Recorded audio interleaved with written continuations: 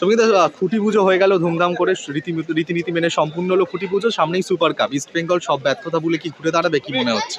প্রথমত সবাইকে শুভ নববর্ষ, বছরের প্রথম দিন। আর রীতিনীতি যে প্রতি বছরই হয় ইস্টবেঙ্গল ক্লাব কেন ময়দানে যে কোনো ক্লাবই আজকে বার পুজো করে থাকে, এখানে ইস্টবেঙ্গলভাবে আজকে যেভাবে হয় প্রতি বছর সেভাবেই চলছে। তো সামনে সব কিছু ভুলে গিয়ে এখন আমাদের সামনে সুপার কাপ। এই সুপার কাপটা যে করেই হোক চ্যাম্পিয়ন নিয়ে লক্ষ্য নিয়ে নামতে হবে, কারণ কোনো উপায় নেই এর কোনো।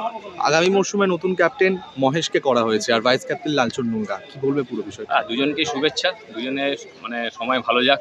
আশা করবো ওদের সময় ভালো গেলে ক্লাবের সময় ভালো থাকবে, আর ভালো ফুটবল খেলুক দলটা, ভালো টিম করুক আগামী বছরে, মানে এবছর আরও ভালো খেলে যদি ট্রফি আসতে পারে এর থেকে আনন্দ কিছু হতে পারে না। সুবিধা একটা পয়লা বৈশাখের দিন, খুশির দিন, আজকে আরও একটা বিষয় দেখা গেল যে ক্লেটন আর অস্কারের মধ্যে আবার একই রকম একটা খারাপ লাগার বিষয়, যেটা সেন্টার অফ এক্সেলেন্সের মাঠেও দেখা গেছিল।